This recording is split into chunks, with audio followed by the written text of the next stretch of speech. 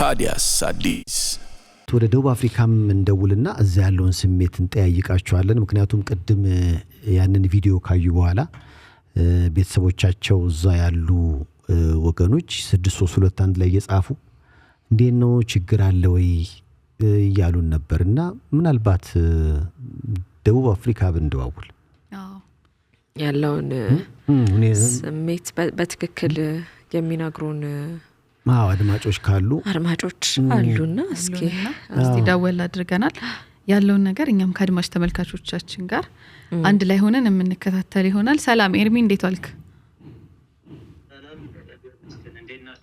አለን ሰላም ናችሁ ኤርሚ?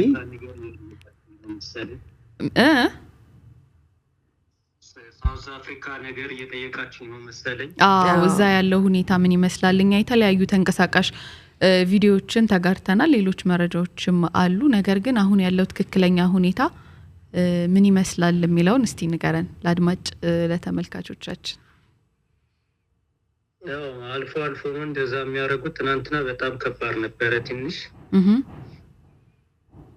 እና ምርጫም ስለደረሰ ነው ለዛ ነው ምርጫ ስለደረሰ አሁን በዚህ 2 ወር ነው 3 ወር ነው እንደዛ የቀረው። የሀገሪቱ ምርጫ ነው።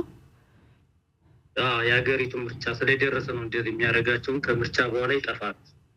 ከዚህ ቀደም እንደ አይነት ነገር ተፈጥሮ ያውቃል ነው ምርጫ ሲደርስ? ከዚህ በፊት እሱን አላውቅም አሁን ነው እንደዚህ ከሰት ያየሁት እኔ። እና እናንተ አሁን በምን አይነት ሁኔታ ውስጥ ነው ያላችሁት? እኛ አሁን ያለነው ሁኔታ ውስጥ ምን መሰለሽ አበሻና ያበሾችና የጥቁሮችን እንትን አለና ምንድነው ለየት ያረጋቸዋል ከነጮች ጋር ነው የሚሰሩት እነሱ ያው ቀይ ገዥ ያረድ እና እኛ መሬታቸውን አልያዝንባቸውም ያዝነው እኛ የሥራ ፈጠራ ሱቅ ብቻ ነው እና ዶክመንትም የሌላቸውም ያላቸውም ይሰራሉ የሌላቸውም ደግሞ የልጅም ያላቸውም የሌላቸውም አሉ እና በጣም እየተሰቃዩ አሉ። ሱቆች ተዘግተዋል ዛሬ? ሱቆች ተዘግተዋል። የዕለት ተዕለት እንቅስቃሴ በምን አይነት ሁኔታ ውስጥ ነው ያለው? አሁን ሱቆች ምን አለ መሰለሽ ዶክመንት የሌላቸው ሱቆች ለዜጎች ብቻ ነው እየተሰጣቸው ያለው ማለት ነው የባለቤቶቹ ሱቅ። ሱቆቹን እየተቀበሉ ለዜጎች እየሰጡ ነው ወይስ? እየሰጡ ነው እየቀሙ መኖሪያ ፍቃድ ያላቸውንም የሌላቸውንም ነው? የሌላቸውን ሰዎች ነው ወይስ ያላቸውን ሰዎች ነው የሚቀሙት? የሌላቸው ዶክመንት የሌላቸው ነው። ስለዚህ ላላቸው ነገሮች ምቹ ናቸው እነሱ በሰላማዊ ሁኔታ መንቀሳቀስ ይችላሉ ነው ዶክመንት ያላቸው ህጋዊ የሆኑት? ህጋዊ የሆኑት መንቀሳቀስ ይችላሉ ህጋዊ ያልሆኑት ደግሞ ይወሰድባቸዋል። ወሳጆቹ ተቋሚዎች ናቸው አይደል? እሺ ሰላም ነው ኤርሚ? ሰላም ነው ኤርሚ? ሰይፉ ነኝ እንደምን ነህ? ሰላም ነው እግዚአብሔር ይመስገን አለን አሁን ስትል እንደገባኝ ከሆነ ብዙ ህጋዊ ፍቃድ ሳይኖራቸው ሱቅ ያላቸው ወገኖች አሉ ማለት ነው ኢትዮጵያውያን እዛ? በረጅም ጊዜ ቆዩት ማለት ነው። ረጅም ጊዜም ኖሮ ፍቃድ የላቸውም ህጋዊም አይደሉም? ህጋዊ ያልሆኑ አሉ ሁሉም ዜጎች ሌሎች ህጋዊ የሆኑት አሁን ከተማ ላይ የምናየው ግርግር ምናምን ፖሊስን እያባረረ ህዝቡ ምናምን አይነት ቪዲዮ አይተናልና ያ ማለት ህጋዊ የሆኑትን አይመለከትም ማለት ነው? ፍቃድ የላቸውም ብቻ ነው የሚመለከተው ችግሩ? ዜግነት የተሰጣቸው አላቸው እነሱ ናቸው ቀጥታ የሚሰሩት። ግን አብዛኞቹ ተቋሚዎች ጥቁሮች ናቸው። ስለዚህ አሁን ምርጫው ሲያልቅ ይሄ ነገር እንደምሰማው ከሆነ ብዙዎች ሲደውሉ ከዛም ያው ደቡብ አፍሪካ ለቀና አንወጣም በጣም በርካታ ሀብት ንብረት ጊዜ ያሳልፈናል ህይወታችንን ግማሽ ያሳልፈናል ስለዚህ የሚሆነው እንሆናለን የሚል ምላሾች አንዳንዴ እናገኛለንና የኢትዮጵያኖች ስሜት እንዴት ነው አንተ ባለህበት አካባቢ ደቡብ አፍሪካ ውስጥ? እኔ ያለሁበት አካባቢ ጥሩዎች ናቸው። ትናንትና የተወሰኑ ትንሽ ሰው ናቸው የወጡት ግን ሁላችንም ዘግተን ነው እና የተወሰኑ ናቸው ያው ምንም የለም በትንሽ ነው። ሌላ ጆዝበርግ ላይ ብቻ ነው ትንሽ ከበድ የነበረ። ጆዝበርግ ስለዚህ ትገናኛላችሁ፣ ህብረት አላችሁ እንደ ኮሚኒቲ እንዴት ናችሁ? አሁን ደቡብ አፍሪካ ውስጥ እንደው አንተ ያው ሁሉም በግሉ ነው ወይንስ የጋራ ነገር አላችሁ? አይ የጋራ ሳይሆን አንድ ግቢ የሆኑ የብቻ ቪላ ቤት አለ። ምን ግን ብዙም አንቀራረብም። መቀራረብ የለም ኢትዮጵያውያን በደቡብ አፍሪካ? ያ የለም። እንደዚህ ሱቅ ምናምን ሲመጡ ያው ዕቃ ይገዛሉ ከሀበሻ ላይ እንደዛ ነው ያላቸው። የሀገሪቱ መንግስትስ በዓለም አቀፍ ደረጃ ምላሽ ሲሰጥ በሚለው ልክ ነው ጥፋት እንዳይከሰት ጥበቃ እያደረገ ያለው ወይስ? አይ ወይ ጥበቃ ትናንትና ራሱ እንትን ላይ እየተናገሩ ነበር። የሆነ ቲቪ ላይ ነው ያያሉ ነበር። ሱቁን ፈልገዋለን ብለው ህጋዊ ያልሆኑትን እንወስዳለን ብለዋል። ህጋዊ ለመሆን ከበድ ያሉ መስፈርቶች አሉ ነው? ለምንድን ነው እዛ ሀገር አሁን ረጅም ጊዜ ከቆዩ ቢዝነስ ውስጥ ካሉ ህጋዊ ለምን አይሆኑም? መንግስት አሁን መስጠት አቁሟል ወረቀት መኖሪያ ፍቃድ። በዋናነት ግን ጥቁሮቹ ናቸው አይደል ተቃውሞ የሚያስነሱት? ማለት የሚባል ነገር አለ። መንግስት ከተወያየ መስጠት ይችላል። መንግስት ከተወያየ ደግሞ መስጠት አይችልም። የኛ መንግስት ማለት ነው። ኦኬ ባለፈው እንግዲህ የኛ ኤምባሲ ያወጣው መግለጫ ተመልክተሃል? ተመልክቻለሁ እንጂ ያው ጥንቃቄ አድርጉ ነው ያለው እንጂ ምን ማስጠንቀቂያ የሚባል ነገር አይደለም።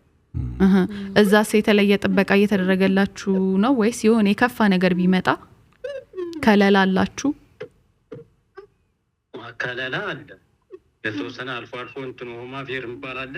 እነሱ ከመጡ ያጥራሉ። መልካም እሺ እንግዲህ ያው እንጸልያለን። እናመሰግናለን። ያው ጥሩ ምላሽ ማካላው እንደገባኝ ከሆነ ሲናገር በመንግስት ኃላፊዎች ደረጃ መንግስታት ማውራት አለባቸው እና ችግራቸው ከፍ ያለ ነው። ትክክል። ከዛ ባሻገር ደግሞ ይሄ የወረቀቱ ኬዝ ትልቅ ማለት መፈታት ያለበት ይመስለኛል። ማለት እያንዳንዱ ሀገር ወረቀት ለመስጠት እኛን ጨምሮ ማለት ነው የተለያየ አይነት መስፈርት አለውና ስለዚህ ህገወጥ የሆኑ ዜጎች የሚስተናገዱበትም የተለያየ ስርዓት አለ ብዬ አስባለሁ። አሁን እነዚህ የወጡት ዜጎች ፖሊሶቹን እያዩዋቸው ከሆነ ምናልባት ዩቲዩብ ላይ ለሚመለከቱ ተመልካቾች እየጠበቁ እኮ ነው ጥቃት እንዳያደርሱ። ከፊት አብሯቸው እኮ የሚሮጡት አሁን ለምሳሌ ሱቆች ተዘግተዋል። ስለዚህ እነዚህ እንግዲህ ዱላ ይዘዋል የወጡት ወጣቶች። ቁጥራቸው ግን አይመጣጣንም። ቁጥራቸው አይመጣጣንም። ይጠብቃሉ ይጠብቋቸዋል ብትይ እንዲህ በጸሎት ነው በፍጹም።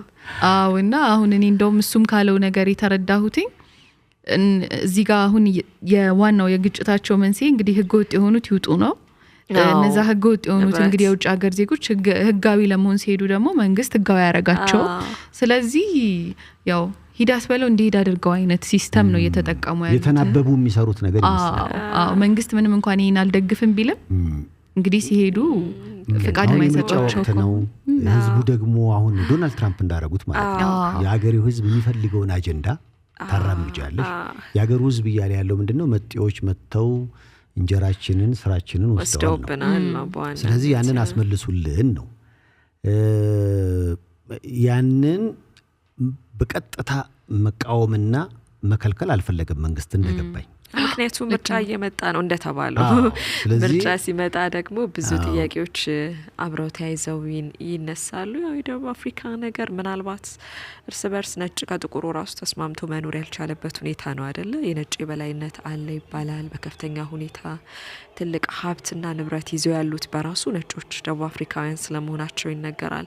ጥቁሮቹ ራሱ እኮ ነጮቹ ወስደውብናል ይላሉ። ሌሎች መጤዎቹ ብቻ አይደሉም፣ ሌሎች የአፍሪካ ሀገራት እኛ ብቻ አይደለንም የሚሄድንባቸው። ነጮቹ በራሱ ሀብታችንን ዘርፈዋል፣ ንብረታችንን የሚል ጥያቄ ያነሳሉና ትራምፕ የመጡ አካባቢም አይደለ ከአሜሪካ ጋር የመጀመሪያው ያለ መስማማታቸው ምክንያት ነበር። ነጮች ላይ በደል እየደረሰባቸው እየተገደሉ ነው። የነጭ ስደተኛ ወደ አሜሪካ ከደቡብ አፍሪካ ማለት ነው። እና እኔ በጣም ግን ወይ በጣም ነው የገረመኝ። ያኔ ዶናልድ ትራምፕ እነዛን ከደቡብ አፍሪካ የተባረሩ ነጭ ስደተኞች በጥቁሮች ተባረሩ ተብሎ ነውና ኤርፖርቱ ላይ ነው ግሪን ካርድ ተዘጋጅቶ የተጠበቃቸው እና ለየትኛውም ስደተኛ ያልተደረገም ግን በጊዜው ትንሽ ሲያጨቃጭቅ ነበርና በሰዓቱም ደግሞ ኤለን መስክም ጥሩ አጋራቸው ነበር። ደቡብ አፍሪካን እንደሆነ ይታወቃልና ትኩረት ቢያደርጉም ያን ያክል የሚገርም አይደለም። ግን እስቲ አሁንም ቢሆን ሰነድ የሌላቸው ዜጎች ኢትዮጵያውያን በተለይ ያው እኛ እንትን ማለቱ ላይ ሳይሆን ያው ከሁነቱ ምንማረው ምንወስደው ነገር ሊኖር ይችላል።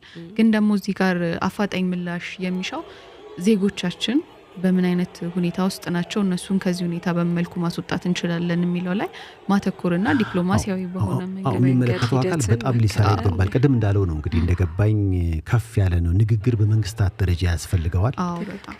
ተጠንቀቁ ማለት ብቻ በቂ አይደለም ለኛ ብሏል። እኛ ግን ልንል የምንችለው አንደኛ እዚያ ያሉትን ማውራት ነው፣ ሁለተኛ በጸሎት እናንተን ማሰብ ነው። ነገሮች ጥሩ ይሆናሉ እንደ እግዚአብሔር ፍቃድ ብለን ተስፋ እናደርጋለን። ቅድም ከተናገረው ግን የህገ ወጦቹን ወይም ደግሞ ፍቃድ የሌላቸውን ሰዎች ሱቅ እየቀሙ ላላቸው የመስጠቱ ነገር ግን ብዙዎቹን እንግዲህ ሳታስቢ እንዳይን ነገር ሲመጣብሽ በሂደት ለበርካታ ዓመታት ልጆች ወልደሽ ኑሮዬ ብለሽ እየኖርሽ ለሌላም ለነገም ጥንቃቄ ይመስለኛል አይደል ሰይፉ? አንዳንዴ ሁኔታዎችን አይተ ሌጋል ሆነ መኖር የማትችልባቸው ድሎች ሰፊ ከሆኑ ቶሎ ብለክ አቅጣጫህን ደግሞ በሌላኛውን አቅጣጫ ማስመር ተገቢ ነው ብዬ አስባለሁ። ምክንያቱም ሀገራችን ባልሆነበት ሁኔታ ምንም አይነት መተማመኛ አይኖረንም አይደለ? እና አሁንም እስቲ ለሌሎች ትልቅ ትምህርት የሚሆን ነገር ይመስለኛል። በያላችሁበት እስኪ ጥሩ ጊዜ እንመኛለን። ሰላም ለሀገራችን፣ ሰላም ለዓለማችን እያልን ነው። ደቡብ አፍሪካ ነበርን። ስለ ደቡብ አፍሪካ እያወራን የተላከልን መልእክት እያየው ነበረ። በደቡብ አፍሪካ ኢትዮጵያዊ ነጋዴ ጠመንጃ ታጥቆ በመታየቱ ከፍተኛ ድንጋጤ ፈጠረ የሚል ወሬ እያየው ነውና እንግዲህ ቀደም ሲል ካወራነው ነገር ጋር የሚያያዝ ነው። እንደምታዩት ነው።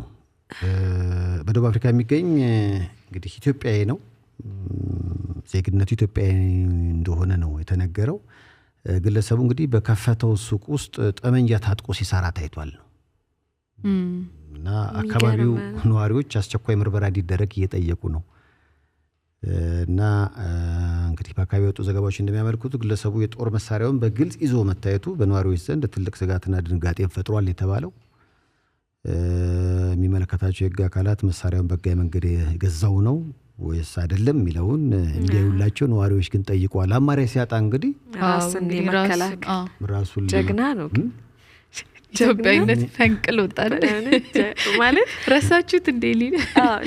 ሌላ አይነት ውሳኔዎቹን አይደለም ይሄን ማለት በቃ በእርግጠኝነት ፍቃድ ይኖረዋል ብዬ አስባለሁ። በዚህ ልክ እንዲህ በድፍረት ይሄንን መሳሪያ ይዞ እንግዲህ ያው ህይወቱ ከተረፈ በኋላ ነው መጠያየቅ የምንችለውና ግን ጀግንነቱ በየትኛውም አማራጭ በራስ እጅ ፍትህን ለማስፈን መሞከር አይመከርም።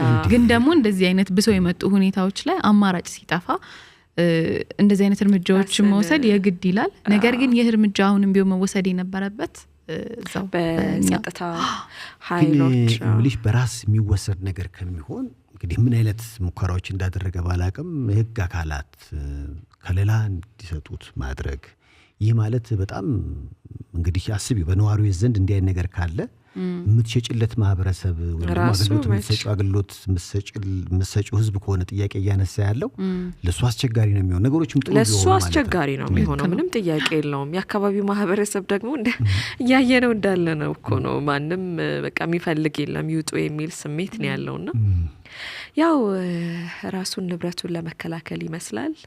ግን ደግሞ ትንሽ ሪስክ አለው። ግን የልቡን ጀግንነት ግን ወደ መጥፎ ድርጊት እንዳያመራ ስጋት አለንና እንደው ተመልካቾች አድማጮች በዚህ ጉዳይ ላይ ምን ሐሳብ አላችሁ? የውል ሰው ያለችውን ሰምታችኋል። ይሄ አንቺ ሐሳብ ነው ነገሩን። ሌሎች ደግሞ አረ ኳስ በመሬት ህይወት ይቀድማል ምን ጥያቄ ሊኖሩ ይችላሉ። እና ደቡብ አፍሪካ ትላንትናና ዛሬ ያለው ውጥረት ትልቅ መነጋገሪያ ሆኗል። ነገሮች ወዴት አቅጣጫ እየሄዱ ነው የሚለውንም እንዲሁ እየተከታተልን ነግራችኋለን። ሰላም ለሀገራችን፣ ሰላም ለዓለማችን እያልን ነው። ታዲያስ አዲሶች ነን። ታዲያስ አዲስ